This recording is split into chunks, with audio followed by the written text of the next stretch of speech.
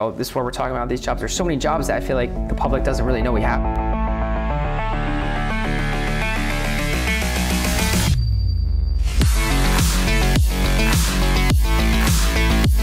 This is the Healey Brothers Show. All right, so something we're going to talk about today is every single position that is available in car dealerships. Because there might be some that are overlooked. People just see like, oh, salesman, technician, managers, like that's it. But that's not true. There are a ton of positions. You've worked some, he's worked some, I've worked some. We've been all over the place and we just know them. So this is really to teach the viewers and the consumers that watch this about what's available to them. Most of them that are obviously going to be available to people will be the entry-level positions. And I just want to touch on like what those entry-level positions teach you, like skill-wise, so what they can lead to. So what department do you guys want to start in?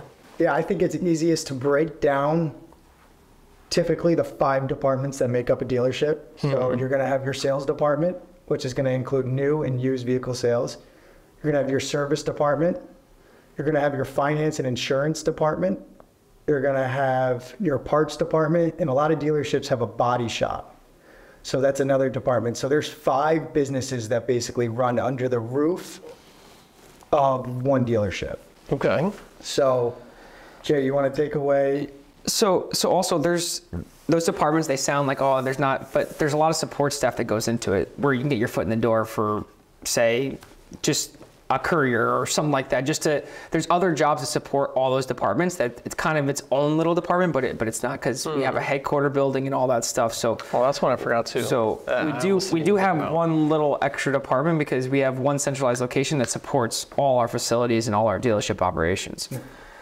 I mean, we could start with entry-level jobs where we started. So let's break down my department though. Start with service. Yeah. The reason go from the bottom to understand what we have. There's a lot of positions in a given dealership. I know the dealership I'm at, I believe there's 61 employees. 61. So breaking it down into those 5 groups is going to make me break it down easier. So it's really 61 at Chevy. There's 61 at Chevy before you count the wholesale department.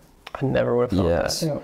Yeah. Okay, so with service, you guys want to start from the bottom to the top. And when you just to give everyone a quick overview, we have 650 plus employees that work for Healey Brothers, so it's always growing. We're looking to grow as well, so there's an opportunity everywhere, and plus we always want to make our team better as well as finding new people that want to join the industry. So Dill, go ahead. So I'll take it away with service. I'll do my best here. So included, and I'm just going to go off the store that I'm at right now. So included in the service department, what comes off the top of the head, I'm kind of going to drive you through what it would be like a customer driving in our drive-through and break it down from there. So you pull in, got an automatic door that goes out, and you're greeted by a valet.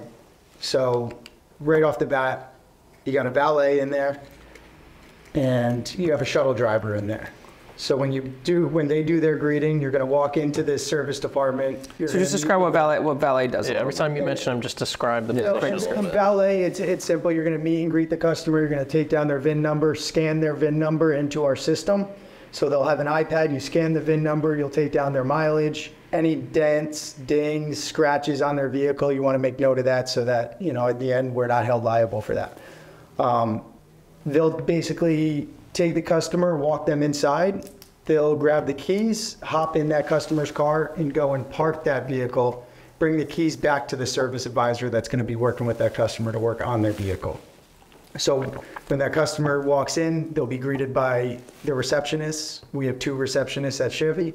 They basically break down where that customer is going to go. And where that customer is going to go is one of the 4 service advisors that we have. So, and if they have an appointment, the customer knows all that stuff as well. So whether it's a drop-off and they need the shuttle, or if they're going to be sitting and waiting with us. So there's loaners, there's rentals as well. Loaners, rentals, whatever they need, we try to make it easy. How do we service cars and service them easy to the customer? So from there, you're going to have technicians. Technicians range from, you got C-level techs all the way up to master techs that can work on just about anything, diagnose just about anything. Am I missing something? We have warranty. You have warranty administrators. You have managers, you have service directors. There's different, every store has a different niche when it comes to that point, but overall those are those are the guts right there. So you have your technicians, you have your advisors, you have your porters / valets, you have your cashier / receptionist, so they'll check your customer out, Some dealerships, the advisors do it, but they make sure everything goes right, everything, the customer's taken care of, water, coffee, all that stuff. Then you have your management, but you also have your warranty administrator, which takes all the customers, say a brand new car, and put it through warranty. She makes sure all the paperwork's correct. That gets sent to the factory, and that's so the customer doesn't have to pay for repair because it's a new car, because it's covered under warranty. Then we have, I guess we could start moving into. Before we move on to a different department, I just want to touch on like the few like entry-level ones of what type of skills they teach you while you're on the job. So like if you mentioned valet and shuttle driver, I know two scenarios where people that it led to. One was just recently in Chevy, Dylan. I can't think of his last name. Cummins. Salesman Cummins, okay. So, and then the other one is Josh Santos, who's a business manager at Ford. Yep. So he was a shuttle driver. Dylan was a valet porter. So I think those two positions, because you're dealing with people all day. When you're the valet, you're constantly checking the customer in, saying hi, like you're interacting with them. So it teaches you phenomenal people skills. So now what other positions do you think people skills are going to lead you to? Either an advisor or something in sales, because those you really need phenomenal people skills to really work within those.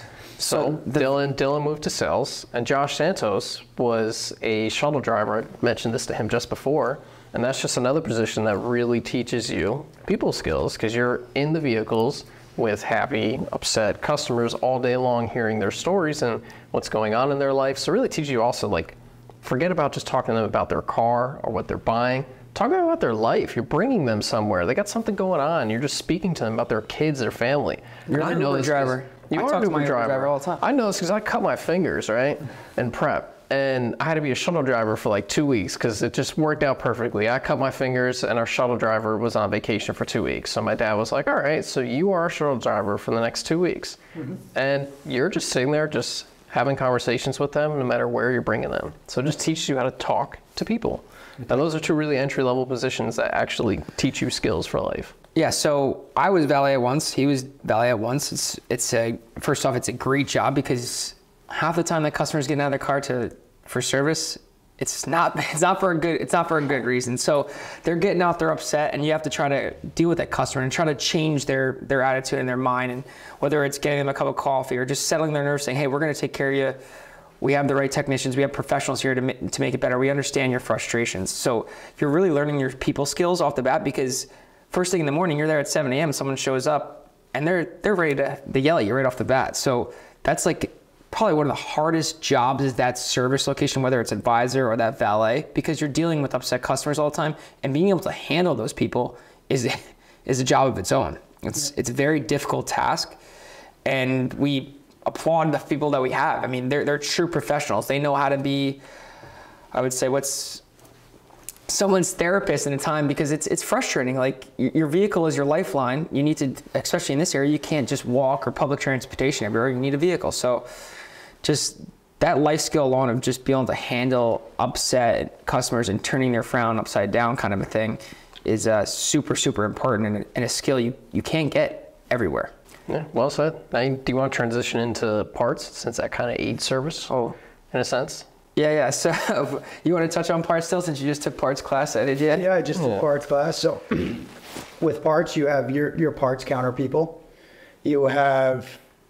so you have your parts manager as well. Well, I'm trying to figure out a word for this, but you have somebody that helps with placing parts on the shelves, picking parts for technicians, basically a support staff for those parts counter people. Then you have a parts manager that oversees that department.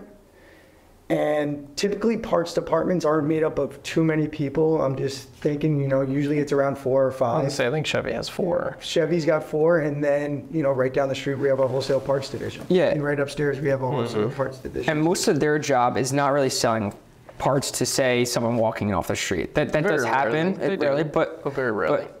But most of their what they're working with is the technicians. The technicians coming up and saying, hey, I need this, this, and this to fix, say, just using a Chevy Traverse or whatever it is, I need these tires. They're the ones working with technicians hand in hand daily basis. So you have to be able to really work with your coworkers, because you're getting them pricing, you're getting them the right parts to make sure worked. And we have great technology to match everything up, so it's not like it's crazy where you're going there like the old school stuff. Like there's barcodes, scanning, high-end technology to match all that stuff, but it also has to be done right. You have to have the right prices. You have to have everything itemized too, because when you do send it in, say, warranty, it has to match perfectly, or the factory won't pay you or get it done. And plus the customer is relying on everything being accurate too, because if they are buying new tires or a wear and tear item, they want it to be correct. They don't want the wrong items or the wrong tires or anything like that. So it is attention to detail as well. Yeah, those two departments working together is imperative to what they call fixed operations. So fixed operations would make up your service department and your parts department.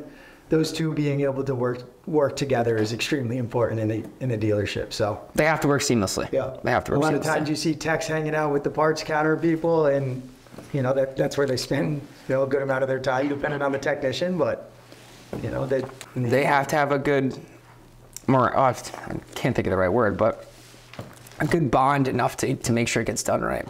No, definitely. And then now a position that obviously supports parts tremendously is the parts drivers. Yep. And because not only do they get parts for us, they bring parts to our clients that are, I don't know if you want to say other shops. Body shops, other shop. Well, we sell them to other dealerships too, because we're such a high level wholesale business. We're one of the biggest in the area for sure, or if not the biggest in our area. We sell all the way to New York City, to PA, to Connecticut. So that job is a great job to get your foot in the door and slightly learn to be What would you say you learn being a parts driver? Oh, you know how to work with other businesses pretty well, because you go in there, you're checking over all the itemized lists.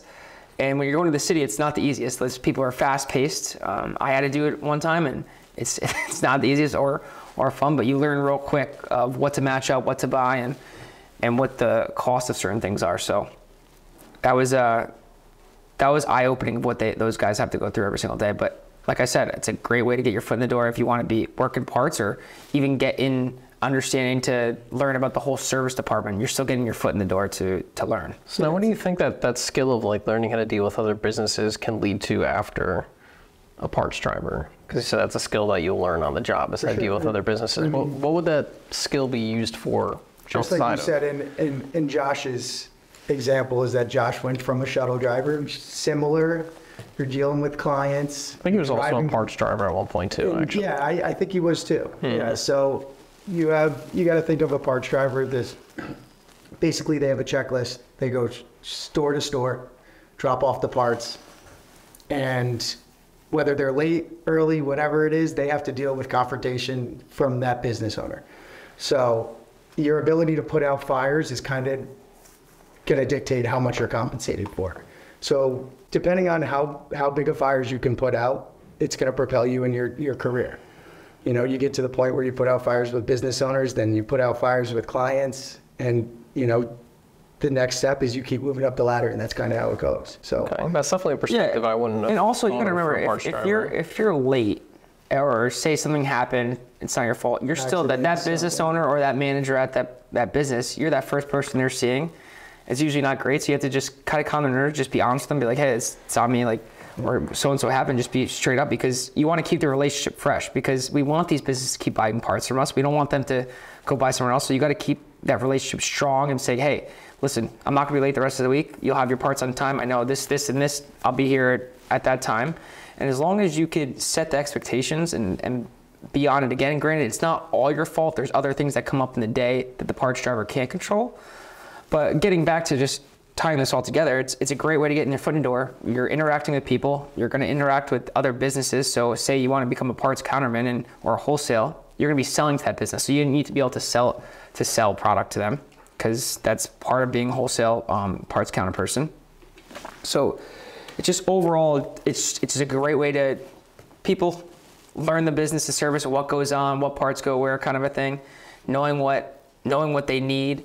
And also, but like I said, you just have a better feel for the auto industry instead of just coming in dry or whatever it is, if you want to get your foot in the door. If you're an early bird, because I know they start early, they do. The position is the warehouse worker. I believe they're there at 4:30. Yes, they are, because they have to take all those orders that come in overnight. They have to get them scanned in. Because I don't know what time the parts drivers come in. They're early too. Sure. But that warehouse worker has to scan all those parts in before the drivers come in.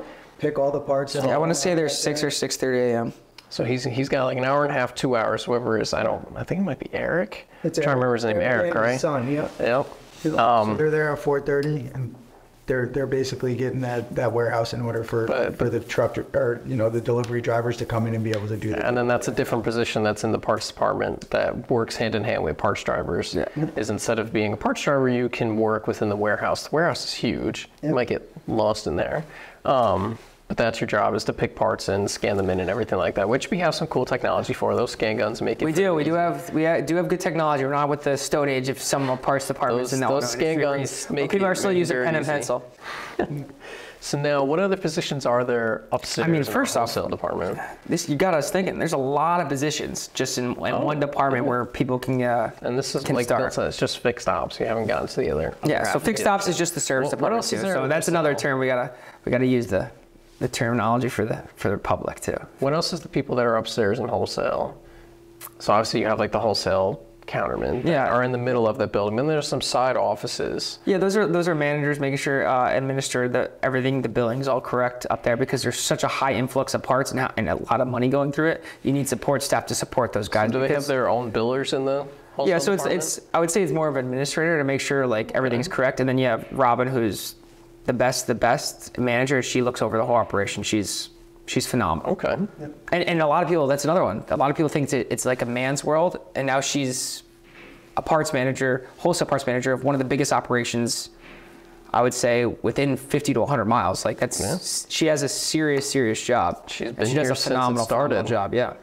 She came over with the whole thing when it started. So she's been here since it started. she's definitely a big help with your dad. They work very well together. So I think that's really the majority of service and parts. Do you want to move on to sales? Yeah, let's do I think if we're missing anything. Well, Where would you include prep employees? Would you include that in sales that or goes service? back and Because forth. they kind of do both. Yeah, so that one's like, at some stores, they support both, whether, granted, but I would say they support sales more because they're doing used cars, they're cleaning the new cars ready for delivery, which I think is a job that gets understated, because when I want to buy something, it better look perfect, and it's the first impression for the customer. Oh, they're upset when it doesn't look perfect. So that's another thing.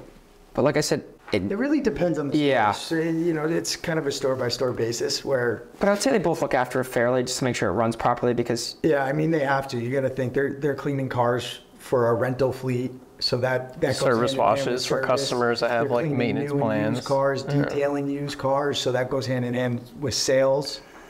So they're a middleman between sales and service. So now I don't know how all other prep departments at the other locations are used, but I know for like Poughkeepsie Chevy, when I worked in there, you did so much more outside of just cleaning cars. So for instance, I was snow removal, right? So that's what our prep department handled was snow removal. Then now when cars would get delivered, what would you call accessories that would get put on cars, like doormats, or not doormats, floor mats, mud flaps, black like bow ties on Chevy vehicles. Chevy's prep department is actually the ones who check those in. They bring them downstairs to the parts and basement. That's at Chevy, all the parts. Some are upstairs, some are in the basement. Prep is the ones who check those in, bring them downstairs. Then when those vehicles actually come in, the prep department goes downstairs. They get those parts, the accessories for them, to put them in the vehicle. For when service does the PDI on them, the accessories are already in the cars for them. And then obviously then you go gas it up and get it on the lot. So that's one thing where prep aids parts and service with getting the parts for it, and then having the parts in there for the technicians. So it aids parts and service. So like you said, it's slightly different at every facility. And PK Chevy also does like swaps. Like if they have to go to the other Chevy store and swap a vehicle, or if they have to get a used car from any of the other locations.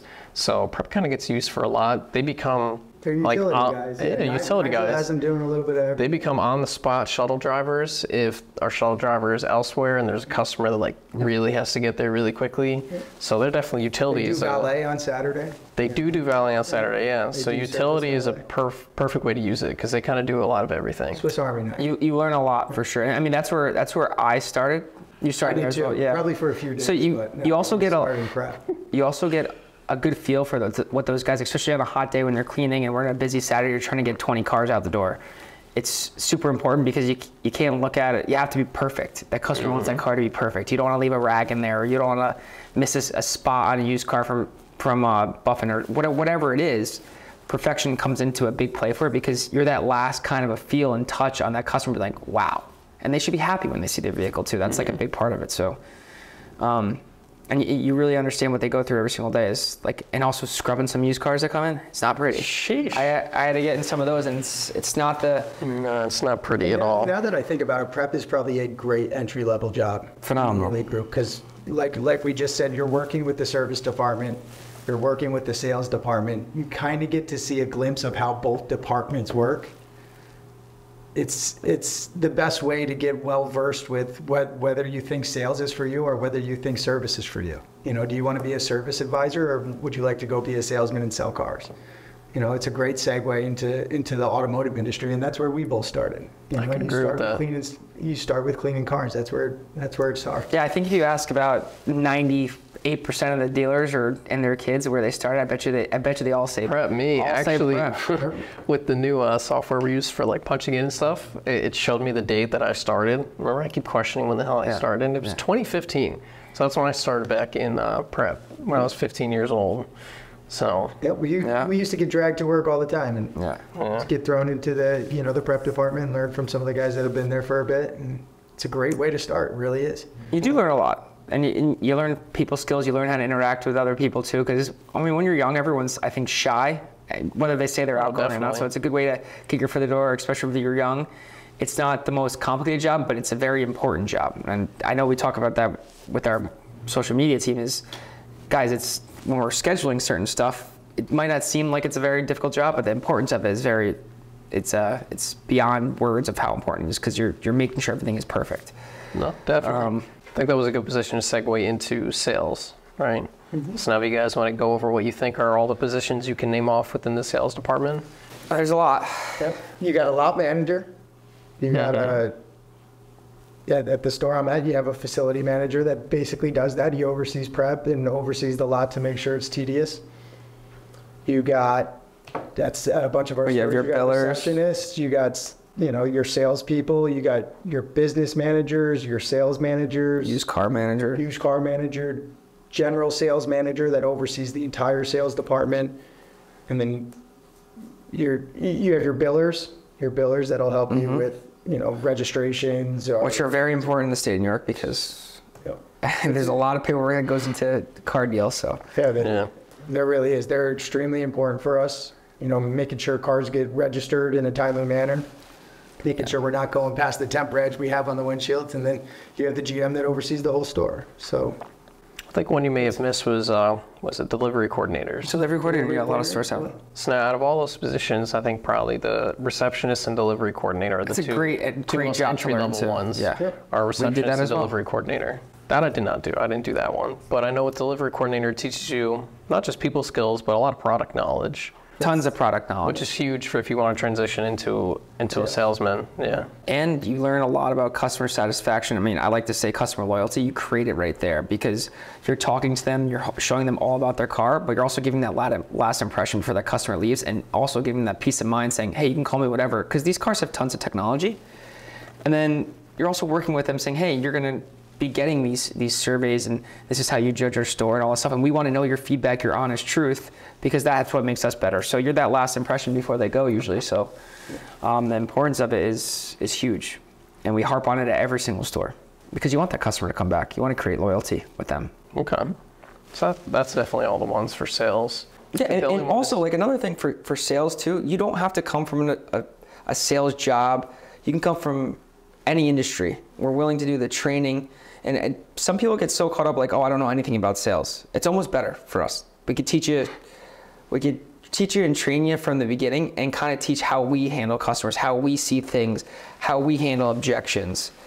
I think all of our general managers would say that it is time and effort, but once you learn everything and you kind of see how Healey operates, it becomes night and day, and it makes it easier for management to not have to worry about you because you did something different at a different store, a different location. Now you do everything by the textbook of what we designed. It's amazing with salespeople. As I get older and older, every business I enter, I'm looking constantly at how they run their business, how they treat their customers, how they treat each other, the way they speak to each other. And the people that I have found that translate best to selling cars are the people in hospitality. The people in restaurants, hotels, whatever it is, their ability to treat people with the utmost respect translates like crazy to the automotive industry. I mean, that's what you're given. You're not selling really a car. In most instances, you're selling an experience and you're selling yourself.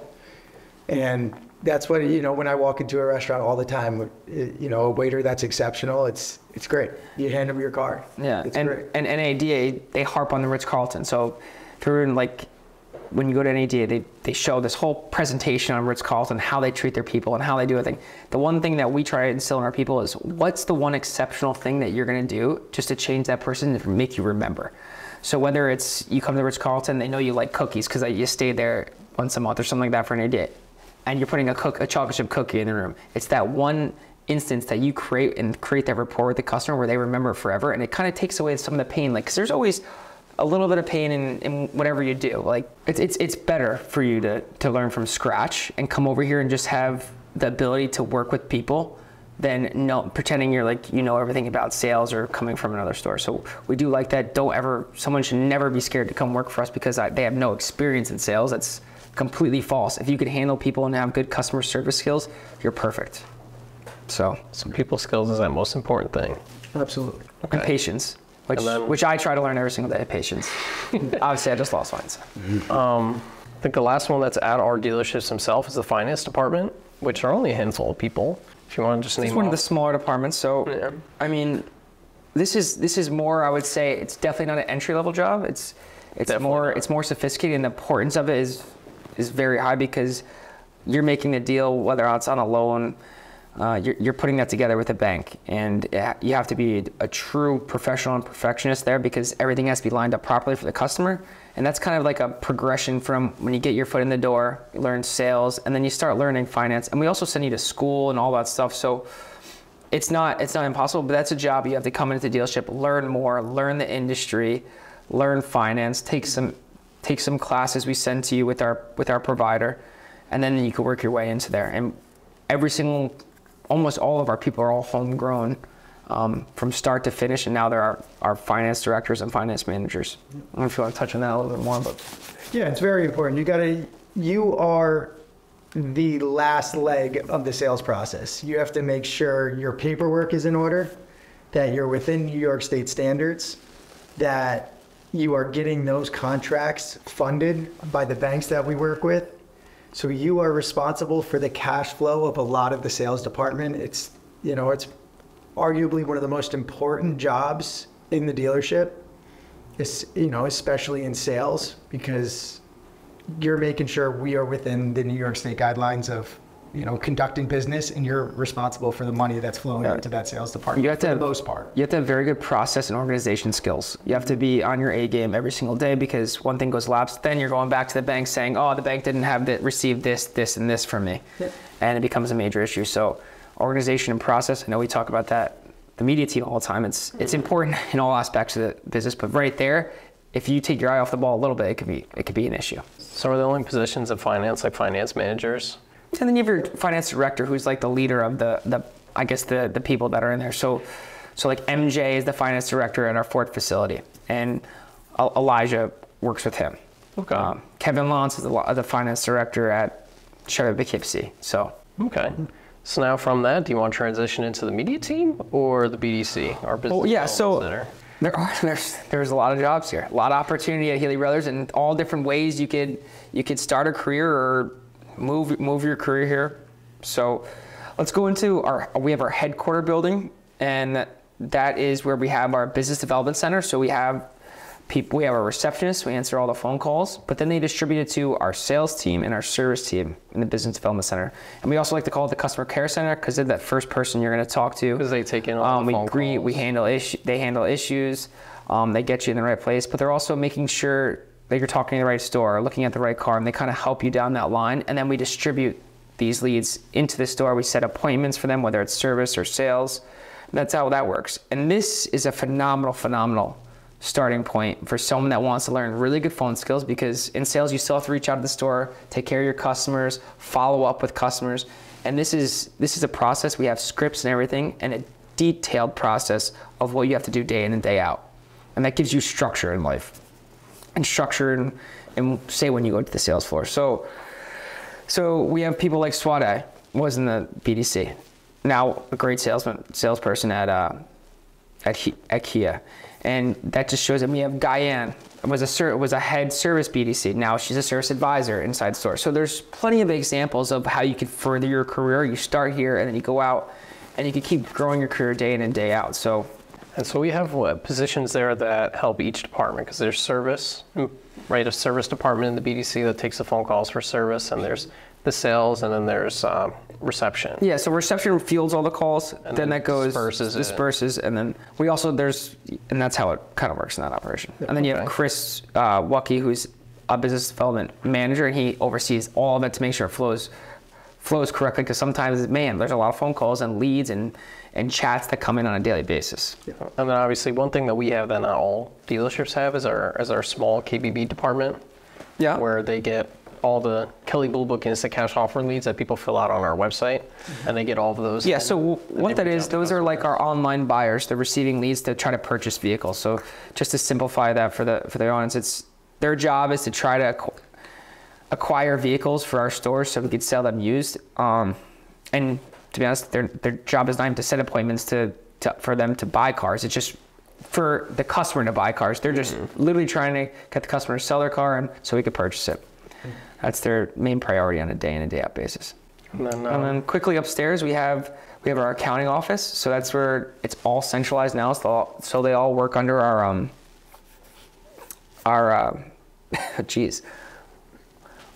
main. It's a big topic. I know. It's a really big topic. I know. So Rob's. Oh my God. What? No, but am I drawing a blank? So you have your accounting office upstairs that's responsible for the accounting aspect of. So all the money flows in there and all that stuff. The entire dealer group, right? So deals getting over to them from the dealership. Expenses. To the BDC. Yep, they handle expenses, where those are going in our statements. So our dealership statements, financial statements, that is. They're billing all the literally everything we do when it comes to bills, money incoming, posting money to the deal, literally anything you could think of, or even paying other companies we do business with. So this sounds like a lot of work. Do we have a decent amount of employees that work in the accounting? Yeah, I think we have about 15 up there. 15? Okay. Now I got our CFO Rob. He oversees all that as well. Now we have our HR down there. Yeah, we have our HR up there. That's also growing because we want to be better at recruiting people. So this is what we're talking about, these jobs. There's so many jobs that I feel like the public doesn't really know we have. They keep such a simple-minded, it's service and sales. All they do is take customers or they're selling cars. There's so much more to the auto industry, and there's so much opportunity you have here, whether it's you sell cars or you're trying to work in social media to market cars. There's so much going on. We have a compliance officer now to make sure. So we have a compliance officer now.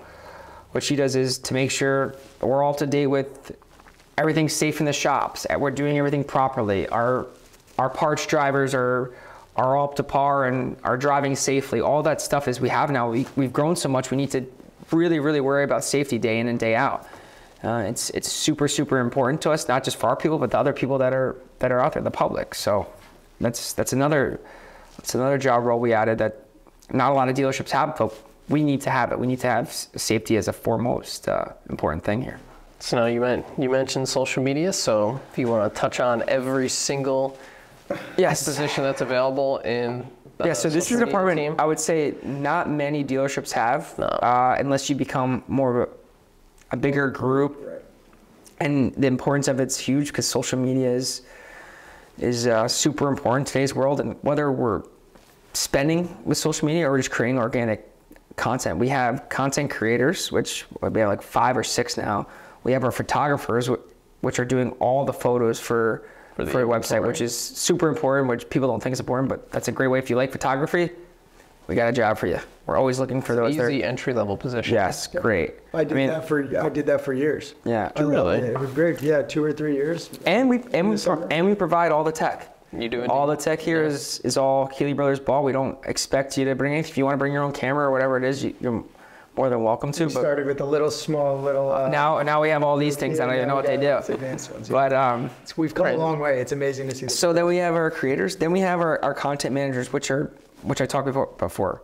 Doesn't seem like it's hard, but it's super important because you have to put the certain amount of content out every day, have it in the right spot, have the right caption, and not just. You have to be organized as can be. So that's a lot another of way. research that goes into that. That portion of the job. That's it. That's for the content manager. A really cool job. Like if you want to be in social media, you learn a lot about it. You learn the importance and analytics of the back end of what certain posts and what certain things work for the auto industry and what doesn't work, and which we have to get better as a team doing that as well. And then we have managers. So that team right there is 15 to 20 people total, just in the media department. But a lot more goes into that because you're worrying about the website. You're worrying about traffic on social media and driving it back to the website. And the most important thing is you're just branding Healey Brothers to keep it top of mind for everyone, to put it as simple as that. It's a fun job. You're at all the different stores. It's not just a desk job for the most part. So now what's the position with reviews? What does Stephanie do exactly? Yeah, so we have Megan and Stephanie, and that's reputation management. So that's another super important job. And you're really quizzing us today, Nicky, on all the different jobs. She is. No, this is what we need. We want to let management people know exactly. So reputation management, another thing a lot of dealers outsource, which they have like third parties, dealer.com. We keep it all in-house. We want to put our words on it. We want to work with our managers to put the right answer instead of having a third party respond or not say the right thing or be stern in certain areas. But also we want to learn first. I feel like if a third party does it, you don't get that first response to really know how to handle it or learn from the experience or really take into know what the customer's issues are. So other dealers use a third party? Yeah, there's a lot of third party reputation management where the dealer kind of works with the manager, but this time we're handling it. As soon as that bad review comes in, we're on it within 30 seconds. Sometimes there's a lag, but I just found that keeping it in-house, the managers get a better feel all around of how to handle the situation, what people are talking about it, and then we get to put our own words on it. So it's not just someone else answering for you. We're writing that out and trying to help the customer and solve the issue before it turns into a bigger one. Yep. So that's why we keep that in-house too. Another important job that probably goes under the radar of not being, but handling reviews and handling customer complaints is super, super important. And then now that's just all the couple managers that are in that media team department. Yeah. So we do have, it's kind of like a split kind of team management there, the leaders there, because one does more of the paid marketing with me, and the other one makes sure they handle more of the creators. So they kind of split tasks, but they kind of work to make sure everything gets handled together. I found that works a lot better for a team aspect, and plus when people are missing, they kind of know how to handle each other's jobs. So it's worked good, and those two guys have been 20 years. It's a long time. I don't think they know another job. They learned it. They kind of built it into their own media team. We made our own media team, and it's came a long way for the world's come. Thank God we guessed right with social media and digital presence. You did guess right. So now I think that's pretty much every position that's really available. I think that's every department. Yeah, I mean, and granted, we're always growing and trying to work. I think the only other position actually I can think about is so we always want to adapt and learn, and we're not scared to change at Healey. So if new positions arise, like we're willing to adapt and add that position to make our organization more successful or make our people more successful or have training that makes every job better. We're not scared to do that or spend the money or help or have people have careers. We're like, when you come to Healey, we don't want you to work there for a year. We want you to work there for life. So that's our goal and our philosophy. It's not just a part-time job. It's the full-time. We're all in, and we want to teach you everything we know. And we want you to be the best person you could be as well, so you could serve our customers. There's just one other position that I think I forgot about. What does Auto do exactly? Wholesale. So you could talk on that. Yeah, he manages our wholesale. So when customers bring in vehicles or we buy vehicles off the street, KBB, instant cash offer. If we are not going to retail that vehicle, so if that used vehicle is not going to be sold as a used vehicle on our lot, we take that vehicle and we bring it to an auction or we put it on an online auction. And basically Auto's job is to oversee that entire operation. And now you're talking about 8 stores that takes in a whole lot of wholesale vehicles. and we sell them on a whole lot of different platforms, you know, from Mannheim and PA to Mannheim. We'll ship it to wherever that vehicle is going to, you know. Otto's been doing this for a long, long time. He knows where that vehicle is. He knows all the people, yeah. He knows the people that are there, so he manages that entire department. He oversees the wholesale operation, making sure that we are getting titles to the customers that are buying our vehicle from the auctions. And it's a big job. He's dealing with hundreds and if not thousands of vehicles in a given year, making sure they're sold. Yeah, and that was at a one-person department, or does he have anybody that helps him out? He has help. Yep. He's got Laura that helps. Like another administrator job as well. So we do have a lot of support staff because it's needed because of the volume. But a lot of dealerships, they don't have like the volume, so they stuck in a software where one person has to do all that. So that's the great thing about us. We're at that size where you could have the nice support staff to make you and flourish at your job instead of like being scrambling, doing so many different things. And then auto reports to our used car director. So we do have that, who's in charge of all of our inventory, all of our trades, all of our buying. And that job's super important. And we think that job's even going to become more important, especially this year because the market's going, all that stuff. So it's very important. We want to retail as many vehicles as we can. Yeah, we want to try to keep them too. As many customers as we possibly can. If there's a vehicle that we can have a chance to sell, we want to sell it. You know, we don't want to let anything go to the auction because that we lose a chance to earn a customer. Yeah, I mean, and also we're putting that through the shop the right way. We're doing everything the correct way. We're not going to ever retail a car that's not safe or too old or not something we wouldn't put our name behind. So that's another thing. But a lot of jobs at Healey, a lot of opportunity. We always want more and more people to come work for us. We're always making our team better. We want it to get better, and so don't ever be scared if you come from an outside different industry. It's always worth it to have a conversation. We'll never turn you away because you did something else. But so give us a look, give us a try. There's a lot of different jobs here. Cool. I shouldn't say jobs, careers. We want careers here. So there's a lot of different ways to get your foot in the door. Thank you for tuning in. Don't forget to like, comment, hit that subscribe button, and follow us at Healey Brothers on all social platforms.